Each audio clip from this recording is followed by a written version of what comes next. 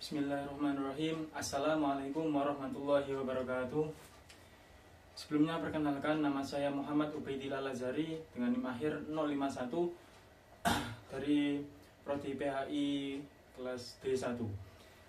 Nah, di sini saya akan membacakan kitab Hikmatut Tashri' wa Falsafatuhu untuk memenuhi ujian tengah semester atau UTS mata kuliah Hikmatut Tashri' yang diampu oleh Ustadz Aris Mahmudi. Sebelum kita mulai, kita berdoa terlebih dahulu, semoga dilancarkan segala urusannya. Al-Fatihah.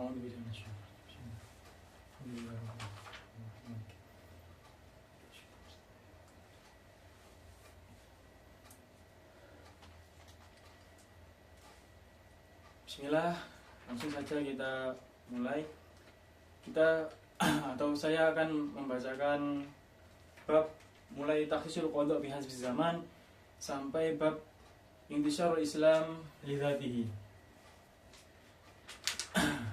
Bismillahirrahmanirrahim.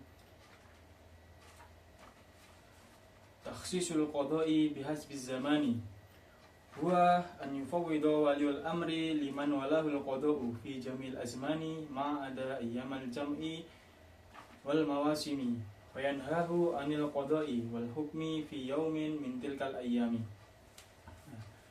Jadi di sini menjelaskan mengenai pengkhususan atau pembatasan dalam pemutusan perkara berdasarkan zaman atau waktu. Jadi pada zaman dahulu, khususnya di wilayah Mesir ini, seorang hakim ini dalam memutuskan sebuah perkara atau menangani sebuah kasus itu dikhususkan atau dibatasi berdasarkan waktu, kemudian juga tempat, kemudian juga perorangan, kemudian juga jenis peristiwa atau kasus tersebut. Nah, yang ini berdasarkan waktu. Jadi takhsisul qada' bihasbi zaman itu terjadi ketika hakim yang ditugasi oleh waliul amri untuk memutuskan perkara di setiap saat kecuali hari Jumat dan hari-hari besar keagamaan. Nah, itu mereka dilarang memutuskan perkara pada hari Jumat dan hari-hari besar Islam, seperti contoh hari tahun baru Hijriah, kemudian peringatan Maulid Nabi. Nah, seperti itu para hakim dilarang untuk memutuskan sebuah perkara atau dinas di kantor. Nah, hadza takhassusu kana mawjudan fi kulli zamanin. Lakin fi sadril awali kana yu'maru ba'dul quddati bil julusi lil qada'i fi hadhil ayami hatta la yakhlu yawmun la yujadu fihi qadin yafsilu fil khusumati bainan nas. Nah, aturan seperti ini itu sudah berlaku di setiap masa ya. Tetapi pada generasi awal, masa-masa awal dahulu itu sebagian hakim ini tetap disuruh datang ke kantor untuk dinas di kantor di sepanjang waktu setiap hari, sehingga tiada hari tanpa hakim yang memutuskan perkara yang terjadi di antara manusia. Jadi dulu ya tiada henti, tidak ada cutinya seperti itu. Kan tapi demi hari itu terdapat aturan seperti ini. Jadi ada pengkhususan bihasbi zaman. Oke. Kemudian takhsisul qada'i bil makan. Sekarang berdasarkan tempat. Huwa ayyukhassisa waliul amri man walahul qada'u bi ayyahkuma fi dairatin mahsusatin wa amkinatin muayyanatin fala yajuzu lahu ayyahkuma bi ghairiha walau kana al hukmu li ashkhasin aw al ashkhasin muqimina bi dairatihi. Pengkhususan terhadap pemutusan perkara berdasarkan tempat, yakni ketika hakim ini ditugasi menangani perkara hanya pada wilayah-wilayah atau tempat-tempat yang ditentukan. Oleh karena itu, dia atau seorang hakim ini tidak boleh menangani perkara di wilayah lain. Walaupun orang yang bermasalah di sebuah wilayah itu tinggalnya di wilayah dia, Jadi ya tetap berdasarkan wilayah yang ditentukan bagi hakim tersebut. Nah, ka'ayyu khassisa qadil harbiyati mathalan bi ayyahkuma fi dairati mahkamatiha al-muayyanati wa ayyu khassisa qadil buhairati bi ayyahkuma fi dairatiha al-muayyana fala yajuzu li kulli wahidin minhuma ba'da hadha takhsisi ayyahkuma fi dairatil akhar walau kana al-mutaqadiyani muqimaini bi dairatihi. Jadi semisal kok hakim wilayah barat ini ya khusus wilayah barat saja, tidak boleh wilayah lainnya, seperti itu. Untuk selanjutnya takhsisul qada'i bil ashkhasi an yukhassisa waliul amri man walahul qada'u bil hukmi wa faslil khusumati baina ashkhasin muayyanina kana yukhassisuhu bil hukmi bainal ashkhasi al mutawattinina bidairatin mahkamatin muayyanatin faqat wa dzalika ka an yukhassisa qadi mudiriyatil gharbiyah mathalan bil qada'i bainal mutawattinina bidairati mudiriyatil gharbiyah. Nah, pengkhususan terhadap pemutusan perkara berdasarkan seseorang ini terjadi ketika hakim yang ditugasi memutuskan perkara beberapa orang tertentu saja dan hanya menangani perkara orang-orang yang menjadi warga di wilayah tertentu saja. Jadi ini fokus terhadap warga atau orang-orang tertentu dan juga warga yang tinggal di wilayah tertentu. Jadi semisal hakim A ini ditugaskan untuk menangani perkaranya Zaid, Bakar dan Salim, maka ketiga orang ini ya urusannya hakim A tersebut, tidak boleh mengurusi orang lain. Nah, akan tapi bagaimana ketika ada orang yang pindah domisili dari wilayah barat ke wilayah timur? Nah, itu maka yang menangani masalahnya adalah hakim yang wilayah domisilinya yang baru, yakni hakim yang ada di wilayah timur, tidak yang wilayah barat sebelumnya, seperti itu. Kita lanjut ya. Takhsisul qada'i bil hawadisi wa adadi man yuqda.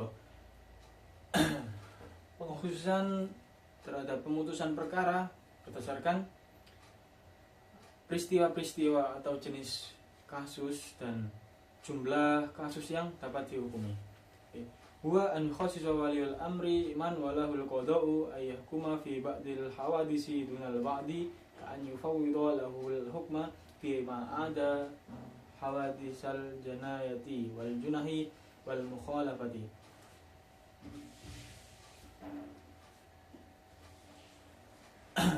Jadi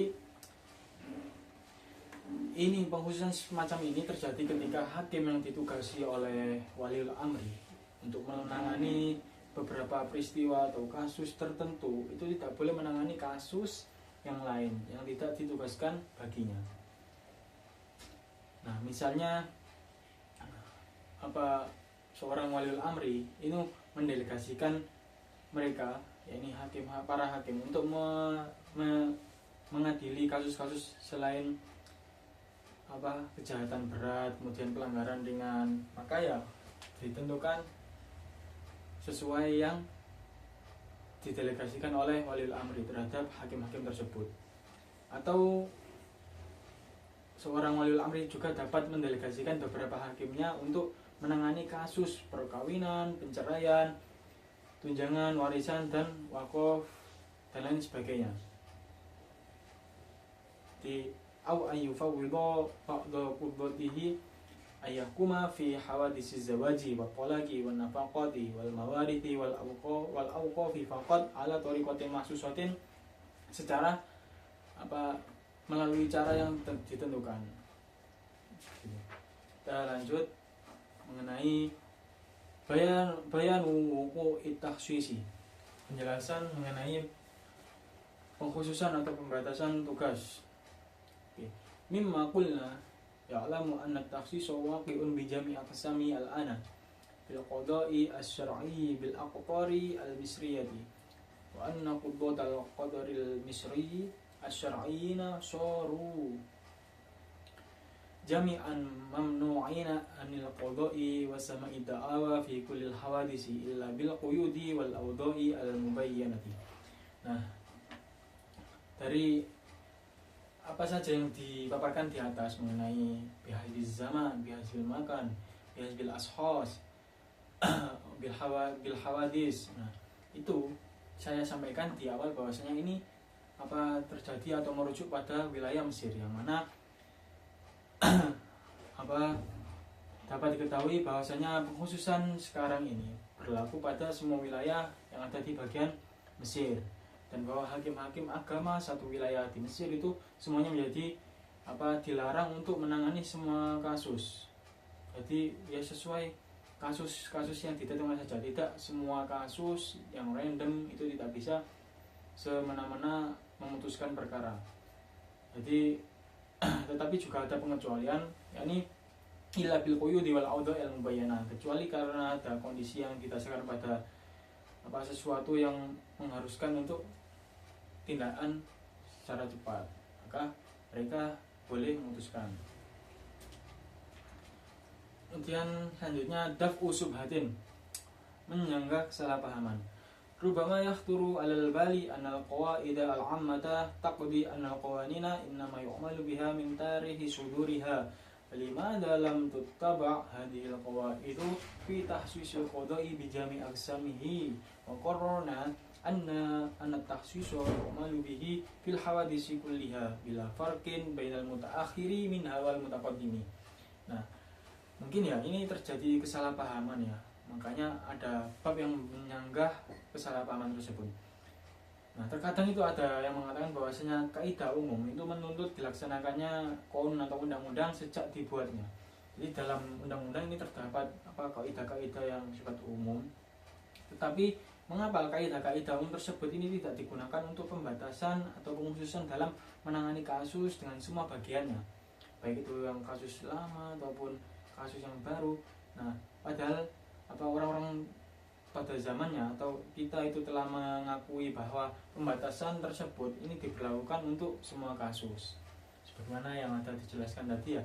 Nah, untuk menjawabnya itu seperti apa? Nah, kalau masalah undang-undang ya yang mana menyangkut hukum baru yang menggantikan hukum yang lama, maka kasus yang lama itu tetap diputus sesuai aturan sebelumnya, karena undang-undang tersebut itu belum ada pada sebelumnya itu. Jadi ya sesuai aturan sebelumnya. Nah, tetapi jika konun atau undang-undang hanya mengatur pelaksanaan dan pembagian tugas, maka konun tersebut itu berlaku untuk semua kasus baik yang lama ataupun yang baru. Nah, ketika sudah ada undang-undang sudah disahkan, maka ya otomatis yang lama juga mengikuti undang-undang yang ditetapkan itu. Seperti itu ya. Baik, selanjutnya bayanun anna tahsisa fi hawadisil awqafi qadimun. Nah, ini penjelasan mengenai kekhususan dalam menangani kasus wakaf. Ini keberadaannya ini sudah lama. Lam yakun takhsisu alladhi nasu alaihi biqanuni namrati ahida wa thalathin wala ihatin sanata alfin wa samanimi'atin wa sab'atin wa sitti wa tis'in miladiyatan fima yata'allaqu bi hawadisil awqafi qasiran ala tarihi suduri tilkal laihati wa dalikal qanunu bal anna dalika takhsisu mawjudun bil laihatil mutawajjati bil amril ali namra 11 sanata alfin wa samani'atin wa samanin miladiyatan wa mansusun alaihi fi bunudiha kama yu'lamu minar ruju'i ilaiha. Nah, jadi ada pembahasan mengenai wakaf yang mana ini sudah lama adanya. Nah, pengkhususan atau alokasi yang diatur dalam Undang-Undang Nomor 31 dan Peraturan tahun 1897 Masehi mengenai peristiwa wakaf ini tidak terbatas pada tanggal penerbitan peraturan dan undang-undang tersebut. Jadi sebelum adanya undang-undang itu permasalahan wakaf ini sudah ada. Nah, Pengkhususan tersebut ini justru terdapat pada peraturan yang ditetapkan oleh Perintah Kerajaan nomor 11 tahun 1880 Masehi, lalu diperkuat dalam KON atau undang-undang yang disahkan pada nomor 31 tahun 1897. Jadi sebelumnya ini masalah wakaf ini ikut pada surat perintah kerajaan. Jadi sebelum adanya undang-undang maka ikut pada surat perintah kerajaan, kemudian ada undang-undang tersebut, maka diperkuat lagi menggunakan undang-undang tahun nomor 31 tahun 1897 tersebut. Nah, seperti itu ya. Kemudian bayanul ba'isi alladhi kenapa? Nah, kita masuk ke hikmatul wasiyati. Masalah wasiat ya.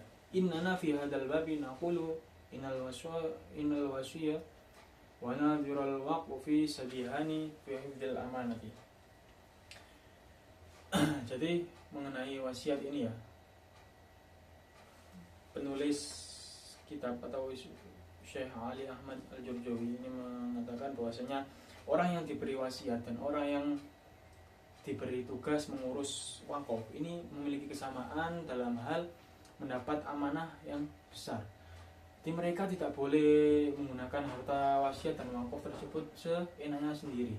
Jadi ada aturannya, harus dilaksanakan sesuai amanah dari syariat Islam. Seperti itu ya. Nah, hikmahnya ketika dia mendapatkan wasiat atau guna hikmah dari wasiat adalah apa sih?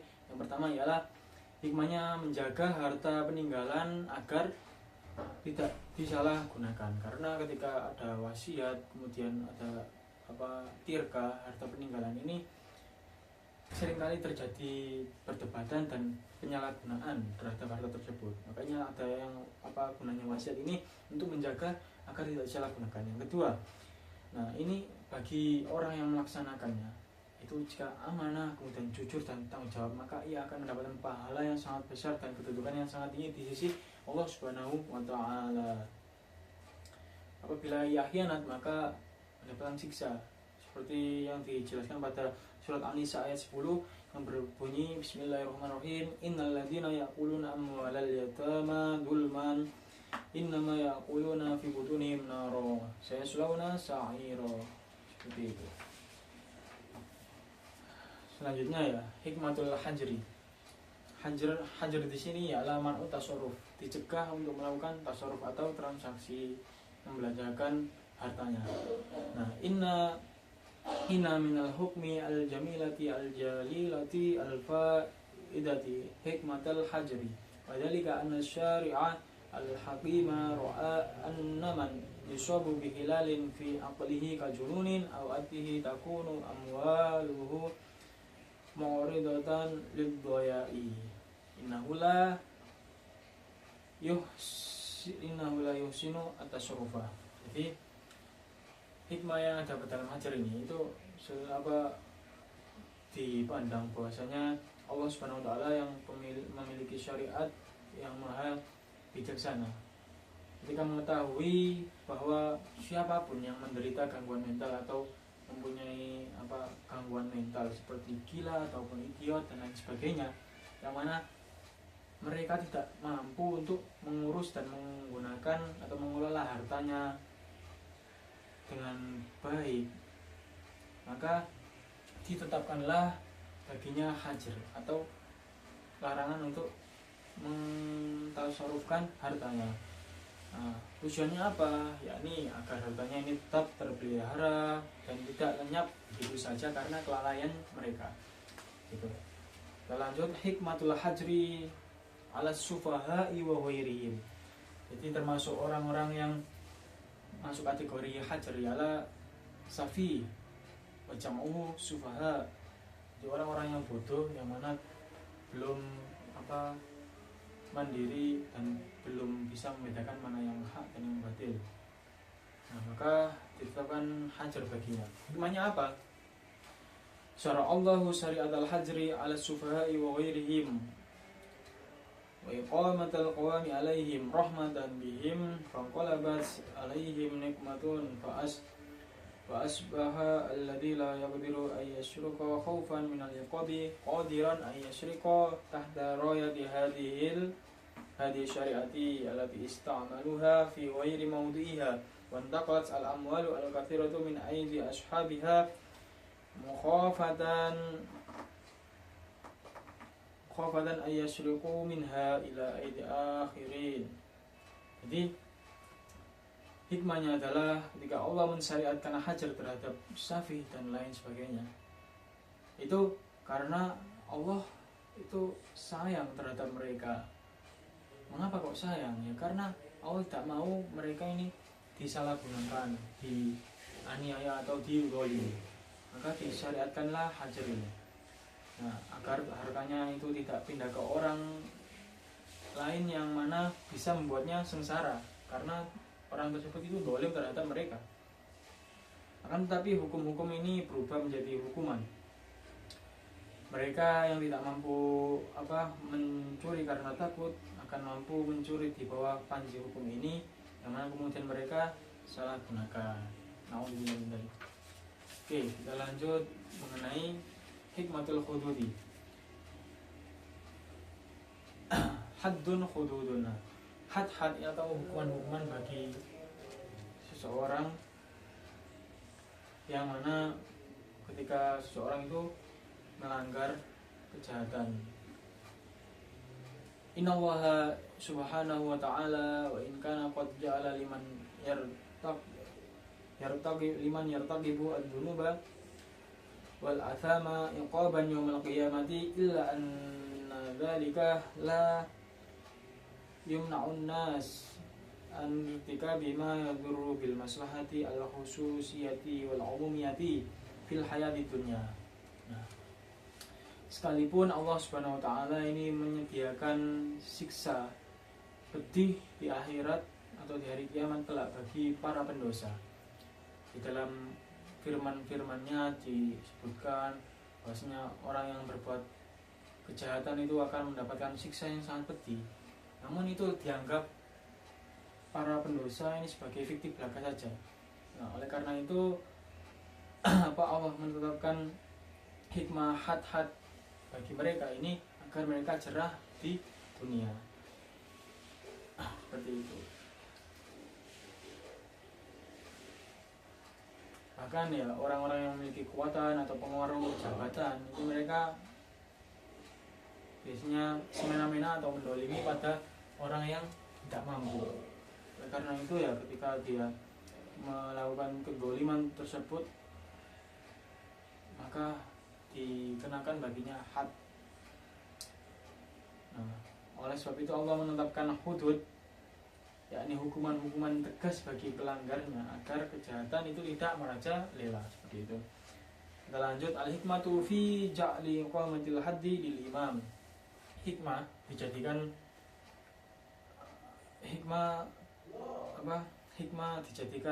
seorang imam ini untuk mengurus atau menegakkan had. Innal insana idza irtakaba jinayatan mithlal qitali wasyariqati wan nasbi wal ihtiyali wa ma syakala dzalika wa radana an naqtasu minhu falau uqimu al haddu min walil maqtuli mathalan aw sahibil ainil mashuqati li adda dzalika ila fitnatin kabiratin fil ummati la tuhmatu uqbaha. Nah, hikmah dijadikannya seorang imam ini sebagai penegak hukum had, bahwasanya sesungguhnya jika seseorang ini berbuat kejahatan seperti mencuri, kemudian membunuh atau sejenisnya, lalu yang menegakkan hukum ini bukan imam, atau yang menegakkan hukum ini diserahkan kepada wali atau kerabat korban sebagai kisosnya, maka akan terjadi bencana besar, lebih-lebih ketika pelakunya ini punya kekuatan. Karena ya kalau seorang wali dari korban ini tidak paham akan had, maka ya semuanya akan bisa ditipu. melalui pengaruh-pengaruh disuap ataupun lain sebagainya. Nah, akan tapi ya hal ini sudah bisa kita saksikan atau sudah terjadi di dunia ini. Tapi semoga kita dijauhkan dari hal-hal yang tidak kita inginkan. Baik, sedikit kajian ya mengenai perbedaan pendapat dari Imam Hanafi dan Imam Syafi'i. Bahwasanya dalam mazhab Hanafi ini yang berhak menjadi penegak hukum itulah hanya seorang imam yang ditunjuk. Nah, akan tetapi dalam mazhab Syafi'i ini tidak harus seorang imam, bahkan ya seorang yang ahli agama atau paham mengenai hukum ini boleh menjadi penegak hukum seperti itu. Oke, kita lanjut. Al-ahkamu allati takhtalifu biikhtilafid daraini. Jadi pembahasan mengenai berbedanya hukum-hukum karena berbedanya dua negara. Dia ada negara muslim dan negara kafir. Nah, tentunya dari segi latar belakang, backgroundnya atau orientasinya juga itu berbeda, muslim dan kafir. Maka tentu saja hukum-hukum yang ada di dalam negara tersebut berbeda. I'lam waffaqaka Allahu ila sholihil a'mali anna darul kufri tasiru darul islamin idza kanat al-ahkamu wal hududu tuqamu fiha wala tu'aqqalu hadil ahkam. Wa amma darul islami fala tasiru darul kufrin illa bisalah satu umurin. Nah, perlu diketahui ya bahwasanya negara kafir itu bisa saja menjadi negara muslim itu ketika hukum-hukum Islam dan juga had ini diterapkan di negara tersebut. Jadi melalui dakwah ataupun sebagainya yang mana perlahan bertahap agar hukum-hukum Islam dan juga had ini diterapkan di dalam negara kafir tersebut, maka lama-kelamaan negara tersebut itu bisa menjadi negara yang berevolusi menjadi negara Islam seperti itu. Wa amma darul islami fala tasiru darul kufrin illa bisalah satu umurin. Nah, sedangkan negara Islam ini tidak bisa menjadi negara kafir kecuali dengan 3 perkara. Ahaduha idza dhaharat al-ahkamul kufri fiha. Nah, ketika apa? Yang pertama yakni ketika hukum-hukum kafir ini berlaku di dalam negara Islam tersebut. Na'udzubillah.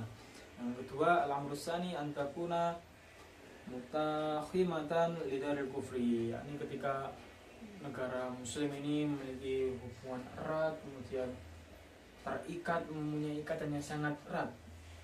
Nah, dari situ ada celah yang mana dari negara kafir ini bisa masuk untuk mempengaruhi negara muslim tersebut.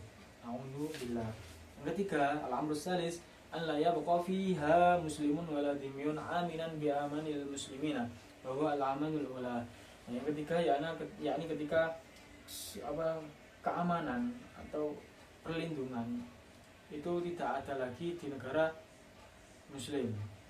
Jadi apa artinya negara muslim ketika perlindungan atau keamanan terhadap orang-orang muslim dan muslim yang dini atau kafir ini tidak diperhatikan, maka ya akan pecah belah. Nah, na'udzubillah. Itu tadi ya. Kemudian kita lanjut mengenai khamr. Hikmatu tahrimil khamri. Hikmah diharamkannya khamr.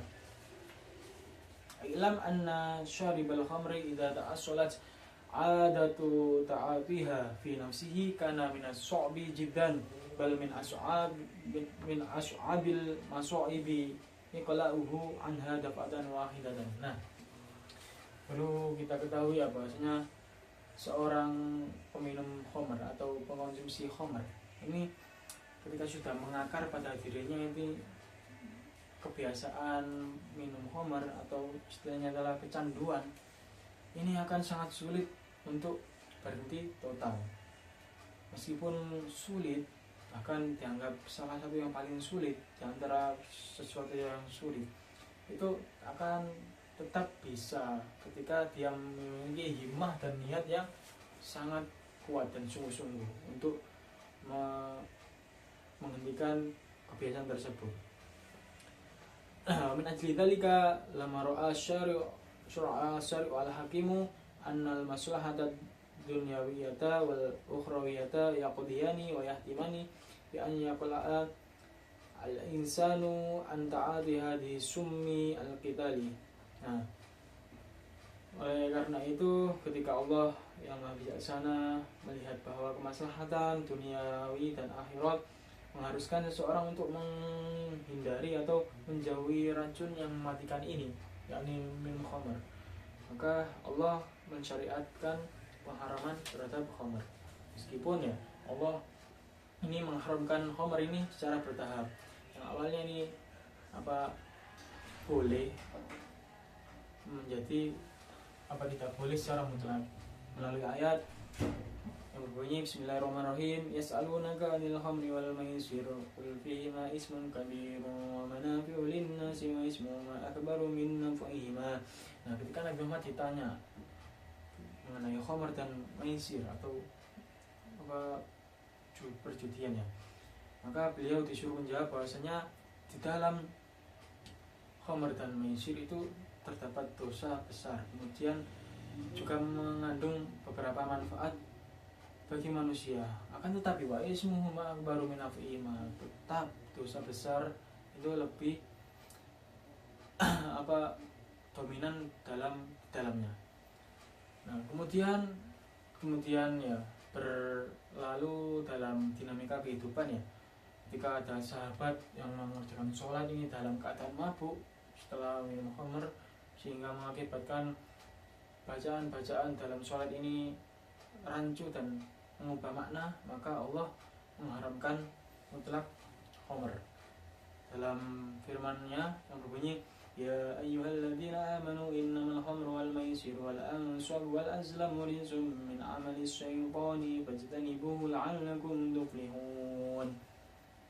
Nah, jadi secara mutlak Allah mengharamkan khamr pada ayat ini karena merupakan rijzum min amali syaitan, merupakan kebiasaan syaitan.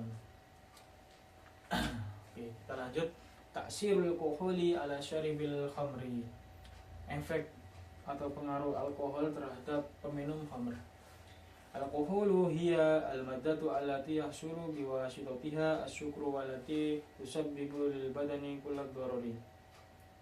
Walaqad bahasa fi al-atibba'u bahsan daqiqan wa ajru at-tajariba al-'adidata allati dallatum ala anna al-alkohola laha ta'thirun sayya'un fil bunyati wa fid dawrati ad-damawiyati.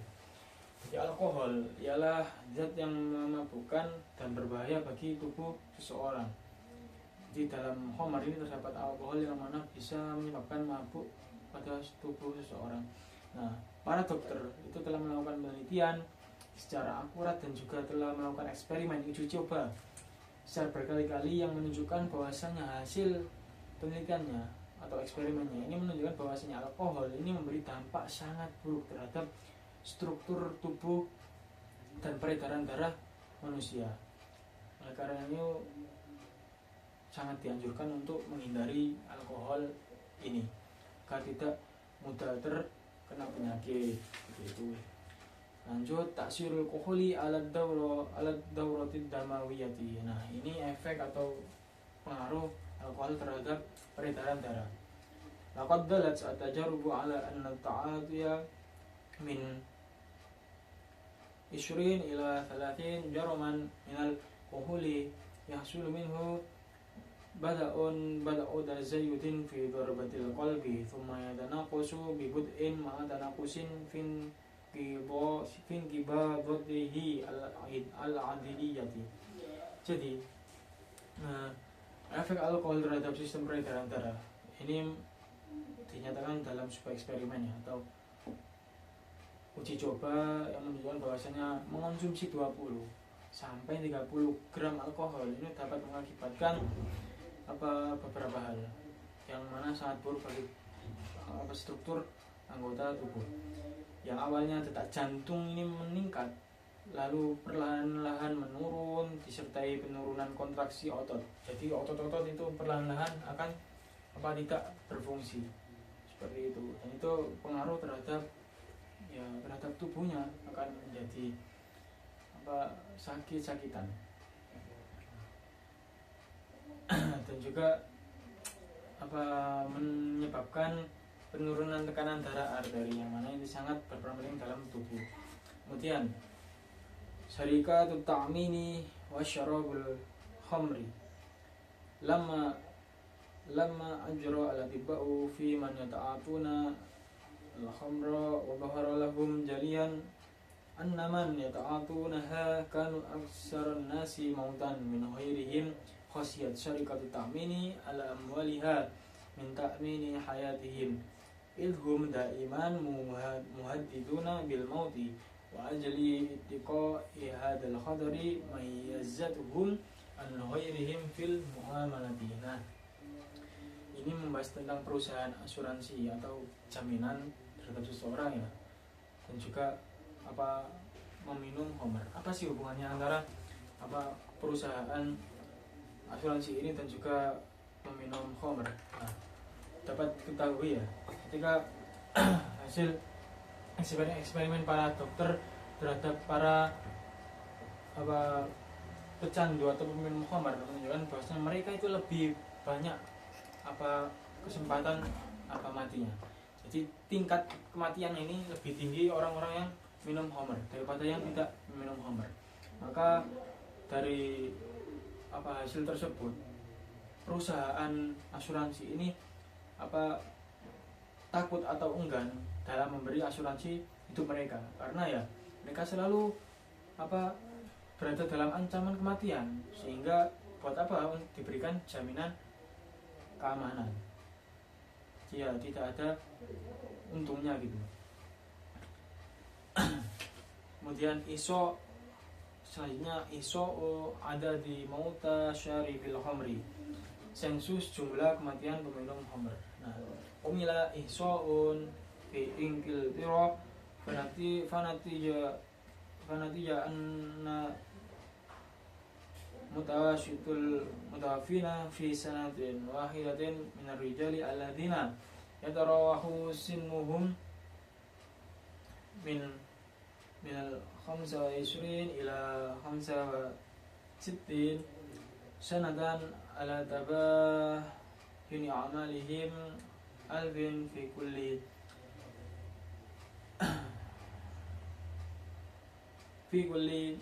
عشرين ألف وأربعين وستمائة وواحدة وأربعين وأحصى عدد الذين ماتوا من خدمة الحانة والفنادق. Nah, sensus atau jumlah data kematian peminum khamr.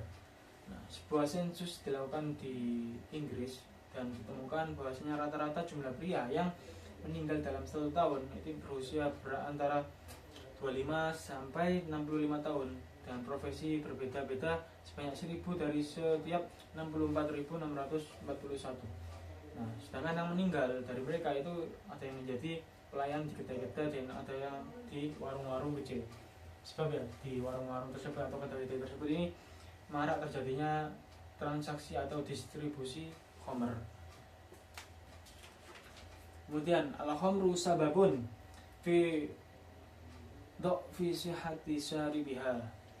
Khamr ini menjadi sebab lemahnya kesehatan peminum khamr. Jaraba ba'du ru'asa il-junudi fi uruba tajribatan baina firqataini minal junudi itkallafa kiltaihima bi'amalin tusawiya fihi thumma abaha lil firqatil ula syurbal khamri wal firqatis saniyati syurbas sayyi wal qahwati fa akhadat wal firqatil ula tatanaqasu syai'an fa syai'an wa syara al-wahidu minhum kullama ahassa bitta'abi ista'ana bi syurbil khamri fayu'tihi fi awalil amri nasyaqan tsumma yu'aqibuhu kasalun wa futurun. Nah, ini terdapat uji coba ya yang dilakukan oleh komandan militer terhadap prajuritnya, yang mana ada 2 kelompok prajurit ya diuji coba oleh komandan militer dengan memberikan tugas yang sama, yakni misal dengan latihan push up atau lari atau sebagainya yang berhubungan dengan militer. Mereka ini mereka atau komandan militer ini mengizinkan untuk yang kelompok pertama ini meminum alkohol atau khamar, sementara yang kelompok kedua ini mengizinkannya untuk meminum teh dan kopi. Nah, kemudian ternyata kekuatan kelompok pertama, kelompok 1 ini secara bertahap menurun, dan setiap kali mereka merasa lelah itu malah mereka beralih kepada konsumsi alkohol. Nah, awalnya ini alkohol memberi mereka energi, kekuatan, tetapi kemudian diikuti oleh rasa kelemasan, kemalasan, kelesuan, dan kelelahan. Jadi alkohol ini atau khamar ini enak di awal saja, kemudian sengsara di akhir, seperti itu ya. Agar sehat kita konsumsi yang pasti-pasti saja, seperti minum air putih yang banyak, kemudian ya teh, kopi itu tidak apa-apa, jangan minum khamar. Kita lanjut, syurbul khamri wal biladul harrati. Syurbul khamri wal biladul harratu. Innar rajula alladhi ya'ishu fil biladil harrati wa yata'ata syurbal khamri yusbihu fi mahwadin min al-ta'asati wa su'il halati bi zaidin fil quwwatil badaniyati wa ilaika ma qalahu ba'dul atibai al-murafiqina li ba'di juyusil duwali. Nah, mengonsumsi khamar di negara yang beriklim panas. Orang yang hidup di negara panas ini jika meminum khamar atau konsumsi khamar, maka ia akan berada dalam bahaya dan kondisinya sangat buruk, termasuk tubuhnya itu akan sangat lemah, sebagaimana dinyatakan para dokter yang mana telah mendampingi pasukan-pasukan di beberapa negara. Jadi minuman keras ini di daerah panas ini membuat tubuh lemah dan lebih mudah terkena penyakit. Kemudian syurbul khamri sabun fil sijni. Jadi meminum khamr ini menjadi sebab masuknya seseorang terhadap atau masuknya ke penjara. Tabayyana min al-isa'i ad-daqi alladhi umila fi ba'd ad-duwali al-kubra annas sababa al-wahida fi kasratil masjunina hasilun min ta'ati syurbil khamri. Waqad qala Ashir William Huyiptus Asikritiu Khadimisari al-Ami Liwizaratil Dahiliyati al-Injilizati fi taqriri as-sanawi di sanati 1924 ma ya'ti tarjamatuhu bi ikhtisarin inna khamsan alladhina dakhalu as-sijna fi hadhihi as-sanah kanu minas sakirina. Nah, statistik data menyatakan yang dilakukan di beberapa negara besar, bahwasanya satu-satunya penyebab utama atau yang tinggi jumlah narapidana yang ada di penjara adalah penyalahgunaan alkohol, atau mereka yang meminum alkohol itu lebih berpotensi tinggi untuk masuk penjara, karena ya ketika dia minum khamar dan tidak jaga diri, maka ia akan berbuat maksiat-maksiat lain sehingga dia masuk ke dalam penjara. Kemudian kita masuk ke zina. Hikmatu hurmati zina. Hikmah diharamkannya zina. Baik. Az-zina jarimatul jaraim wa aslul mafasid wa huwa minal kabairi wal hikmatu fi tahrimihi min wujuhin minha hifdzul ansabi. Nah, hikmah diharamkannya zina ini apa saja sih? Nah, ini kita ketahui banyak zina adalah dosa besar yang mana menjadi pokok atau asal kerusakan bagi masyarakat. Nah, hikmahnya diharamkan zina ini agar pertama menjaga atau memelihara nasab, kemudian yang kedua menjaga kehormatan, kemudian yang ketiga menjaga rumah tangga, dan yang keempat menjaga anak, kelima mencegah penyakit berbahaya, yang keenam mencegah kefakiran, dan yang terakhir yang ketujuh melindungi anak zina agar tidak dikucilkan seperti itu ya. Itu hikmah dari pengharaman zina. Selanjutnya masih hikmah tahrimil liwati. Nah, idza jama'na kullal uyubi wal mathalibi syahiriha wa kabiriha wa kullama yakhjalu al mar'u min fi'lihi wa dhikri ismihi wa sifatihi fala yakunu kullu hadha bi janibi wasimati hadha ad-da'i al mumiti lil awatifi al mulsiki bi sahibihi aron yatawarisu al aqabu ala tawalil ayyam. Nah, diharamkannya liwat atau homoseks ini ya. Ini jika kita rangkum semua kesalahan, kekurangan aib, serta celah jelek, kemudian baik yang kecil atau yang besar, dan segala hal yang membuat seseorang itu malu melakukannya, bahkan menyebut namanya saja dan sifatnya saja itu hina, maka semua ini tidak ada apa-apanya dibandingkan liwat ini. Di liwat ini sangatlah hina ya, karena ya tidak normal bagi kehidupan di masyarakat, maka diharamkanlah liwat. Oke. Kemudian hikmah tahrimil istimna'i bil yadi. Hikmah diharamkannya onani. Jadi karena apa? Fihi dororoni kabironi yusibani al jisma wal aqla kama qarraru al atibau.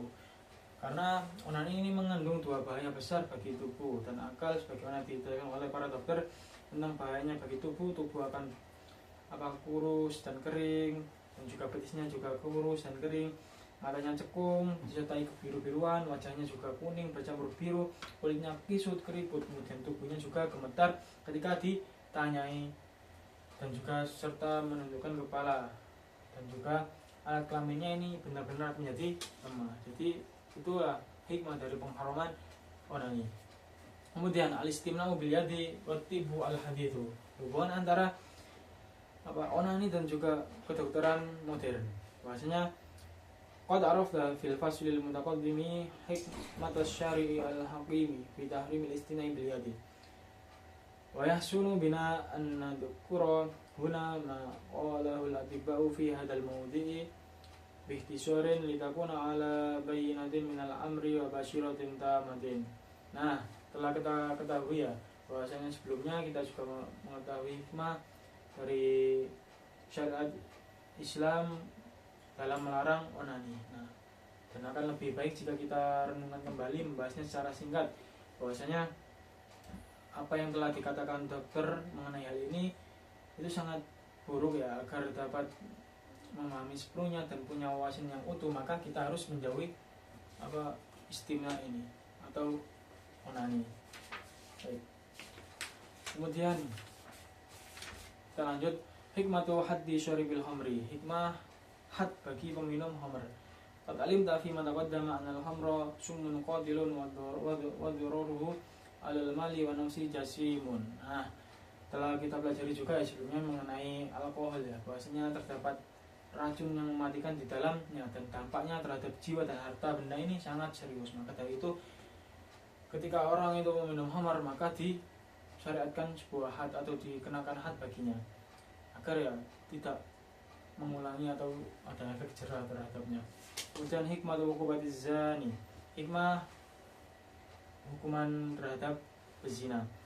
Qad arafna min hikmati hurmatiz zina annahu law lam yuharram la talasa an-naw'u al-bashari fi qalilin min az-zamani li qillati an-naw'i al-insani wa fasadat 'ala an-nasi ahwaluhum wa ikhtala nizamuhum wa khariba al-kaununa.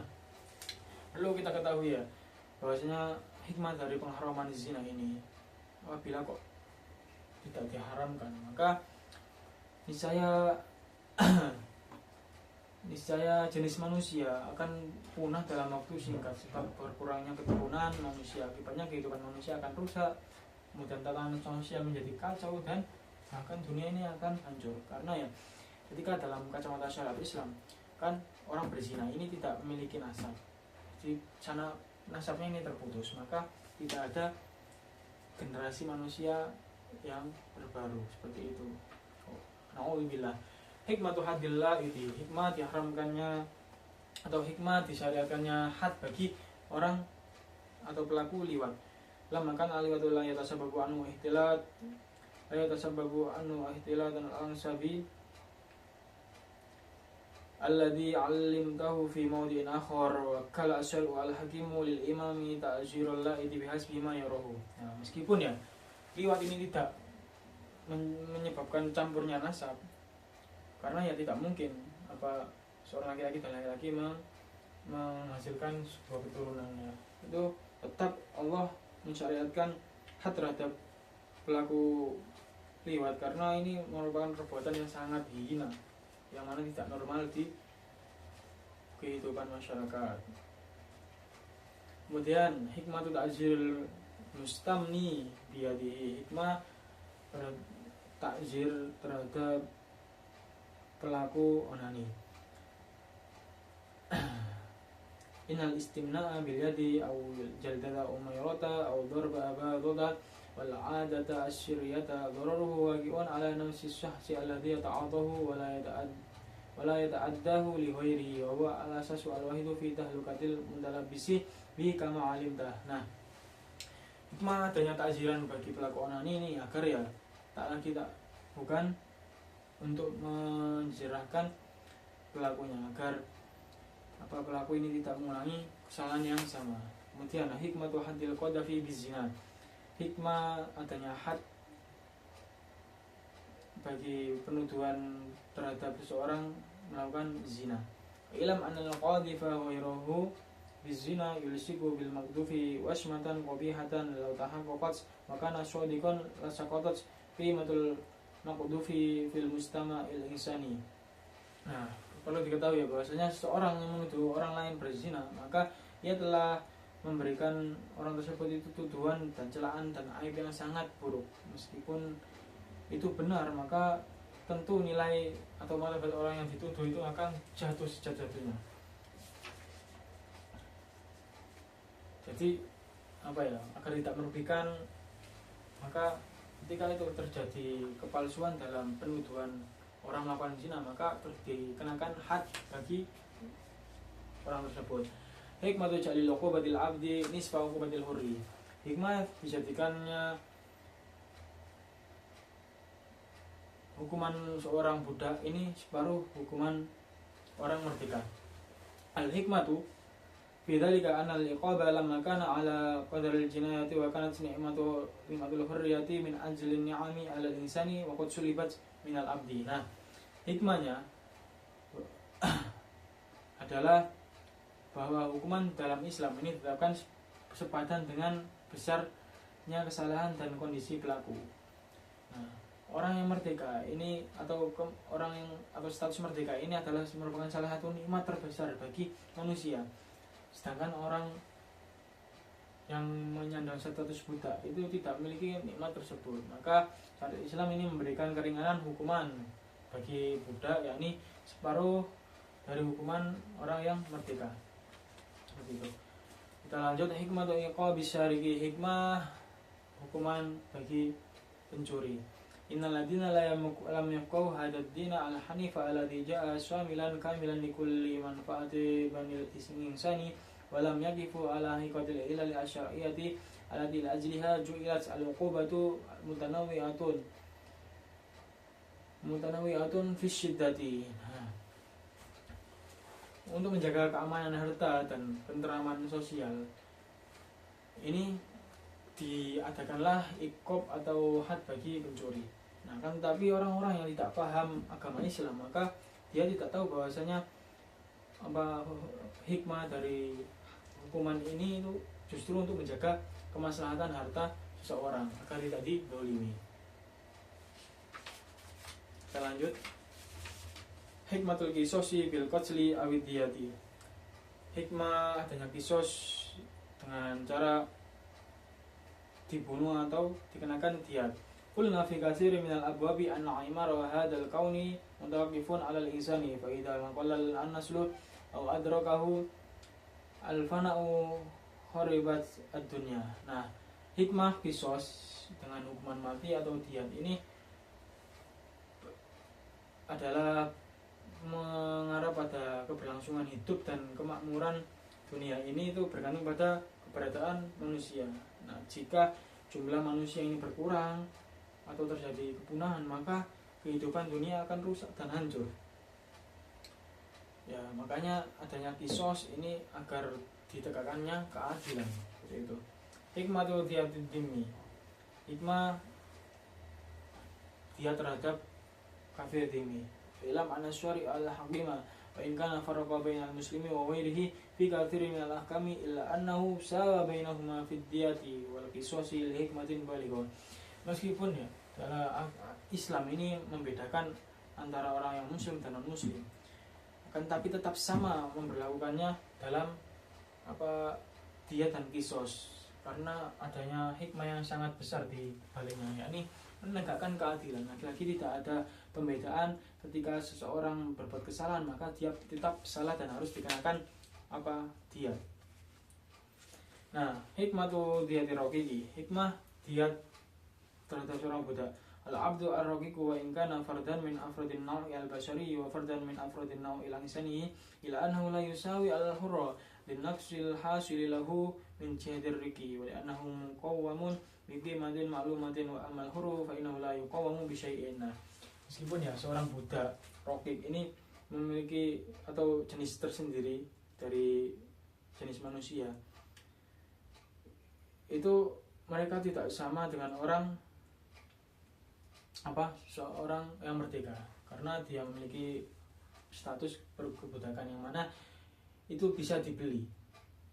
Lain halnya dengan manusia atau orang yang merdeka itu tidak bisa dibeli. Min asli dzalika kanat diyatul abdi qimatahu yudfi'uha al-qatilu li sayyidina. Ketika budak tersebut melakukan kejahatan, maka haknya adalah sesuai dengan harga sebesar nilai dirinya yang dibayarkan oleh tuannya ketika budak tersebut ini melakukan kejahatan.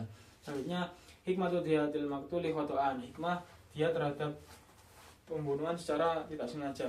Inna syari'al hakima ma farada fi syai'in minal umuri bal ahkama kulla syai'in sun'an wa wada'al ahkama ala atami nidhamin yakfulu linnasi sa'adatahum wa la yuhillu bimaslahatihim. Nah, ketika terjadi pembunuhan secara tidak sengaja, ini syariat Islam ini tidak pernah melalaikan satu perkara pun. Nah, oleh karena itu semuanya diatur dalam aturan Islam. Jadi adanya diyat terhadap pembunuhan secara tidak sengaja pun ini karena ya ada pihak yang dirugikan, maka dikenakannya diyat. Oke, selanjutnya hikmatut tafriqati bainal qatli bi alatin mufarriqatin lil a'dha'i wa ghairiha. Hikmah dibedakannya antara pembunuhan dengan alat yang bisa memisahkan anggota tubuh dan alat yang tidak bisa memisahkan anggota tubuh. Nah, bahwasanya kita lihat ya, inna min tamami adli syar'i wa kamalihi wa rahmatihi bin nasi farqan wa maizan fi haddil qatli faqarrara wujubal qatli ala man qatala amdan bi alatin mufarriqatil a'dha. Nah, ketika ada seseorang ini melakukan pembunuhan secara sengaja dengan alat yang dapat memisahkan anggota tubuh seperti bisikin, au sayfin, au rumhin, au hinjarin, au ma huwa fi hukmi dzalika, seperti pisau, kemudian pedang, tombak, kemudian belati dan lain sebagainya. Ini maka hadnya atau wajib baginya dibunuh, seperti itu. Hikmatu uqubati qadi tariqi, hikmah hukuman terhadap begal. Qadi tariq asadu khadaran ala nasi minal qatli amdan li anna ta'ammudal qatli rubama yakunu li mujarradil intiqam wa amma qadi tariqi fa innahu yahruju min baitihi muta'ammidan al qatla wasyariqata fi anin wahidin.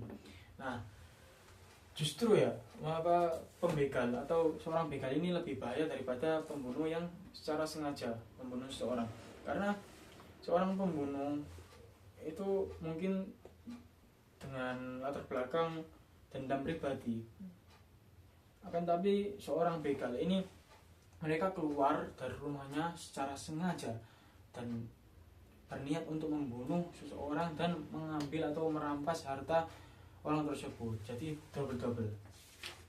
Kemudian hikmatul qasamati, hikmah diadakannya qasama.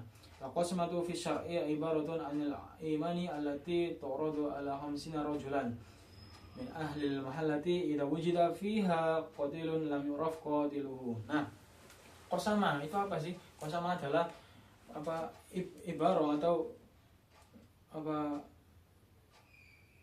sumpah yang dilaksanakan di sebuah daerah yang mana dilakukan oleh 50 orang ketika ditemukan seorang yang meninggal yang mana tidak diketahui umurnya itu siapa. Jadi dengan apa adanya upaya ini itu supaya keadilan tetap didirikan. Jadi pelakunya itu harus tetap ditemukan melalui upaya ini. Tapi pada zaman sekarang ya sudah canggih, bahkan pelacakan melalui sidik jari dan lain sebagainya itu sudah bisa dilakukan. Kemudian al-hikmatu fi qatlil bughati. Hikmah membunuh atau hikmah yang ditetapkan pada pemberontak untuk dibunuh. Hadhihi ta'ifatu la khabisatun min syarrin nas fil ummati li'annaha tas'a fil ardi bil fasad. Nah, mengapa kok wajib dibunuh seorang pemberontak ini? Ya karena ia selalu membuat kerusakan di muka bumi ini. Nah, untuk menghentikan kerusakan tersebut maka ya harus dihilangkan yang pelakunya, yakni pemberontak. Lanjut, kaifa yu'addamu al-qatilu fi syar'iyyatil islamiyyati bi ayyi alatin yu'addamu biha. Nah, ini membahas tentang tata cara eksekusi mati dalam kacamata syariat Islam dan dengan alat apa yang disarankan atau digunakan untuk eksekusi itu. Idza arada al-imamu ay yaqtasu min al-qatili fala yaqtasu minhu illa bi alatin takunu qadiyatan ala hayatihi fil hal. Nah, ketika seorang imam atau orang yang wewenang untuk melakukan eksekusi mati terhadap seseorang ini, maka hendaklah dia mengeksekusinya dengan alat yang membuatnya itu seketika itu langsung mati. Nah, Rasulullah bersabda waqala sallallahu alaihi wasallam la qauda illa bisyaifi. Jadi alat yang digunakan untuk eksekusi mati adalah pedang. Atau masa sekarang ya ketika sifat-sifatnya ini bisa mematikan secara langsung seperti ditembak ataupun dipancung dan lain sebagainya, maka itu bisa dikiaskan dengan pedang. Oke, selanjutnya uqubatul i'dami indal farainati. Nah, hukuman mati di masa Fir'aun. Uqubatul i'dami mawdi'u dirasatin wa tafkirin fi mu'dami duwalil alami aksara min 20 dawlatan qararat ilgha'a hadhihi al-uquba min tashri'atiha wa ba'dil duwalil ukhra tamassakat biha. Nah, pada zamannya Fir'aun ini hukuman mati ini menjadi perdebatan atau kajian yang serius, yang mana terdapat sejumlah besar negara, kurang lebih 20 negara ini ingin menghilangkan hukuman ini. Akan tapi negara-negara sebagian lainnya ya tetap melakukan hukuman mati tersebut. Selanjutnya hikmatul jihad, mengenai jihad ya, pembahasan jihad. Qad yatawahhamu ba'dun nasi anal jihad fardun fil islami wa la budda min adaihi fi kulli waqtin wa anin. Nah, hikmah jihad, banyak orang yang beranggapan bahwasanya sebagai manusia ini beranggapan bahwasanya jihad itu memang wajib, fardu dalam Islam dan harus melaksanakannya setiap waktu. Akan tapi wa yufassiruna hikamahum hadza bi anna al-muslima furida alaihim qitalu man lam yadkhul fi dinihim. Nah, kan tapi menjadi salah kaprah atau salah penafsiran bahwasanya ada orang yang menganggap harus memerangi orang yang tidak mau masuk Islam, karena ya Islam sendiri kan tidak memaksa orang untuk masuk agama Islam. La ikraha fid din. Jadi Islam ini mengajak secara damai. Kemudian hukmul jihad syar'an, hukum jihad secara syara'. Hukmul jihad syar'an al-fardiyatu bidalil qoulihi ta'ala Bismillahirrahmanirrahim. Kutiba alaikumul qitalu wa huwa kurhul lakum wa asa an takrahu syai'an wa huwa syarrul lakum wa huwa khairul lakum wa asa an tuhibbu syai'an wa huwa khairul lakum. Jadi hukum jihad adalah fardu dengan dalil Al-Qur'an atau dalil naqli tersebut. Kemudian fadlul jihad. fadlul jihadi. Laqad bayyana fi hikmatil masyru'iyatil jihad al-jihadu al-illata allati min ajliha furida al-jihadu wa hiya la syakka illatun syar'iyyatun syarifatun la yu'addilu fadlaha fadlun wa la yazinu syarafuha syarafun. Jadi keutamaan jihad ini sangatlah besar bagi orang yang melakukan jihad fisabilillah.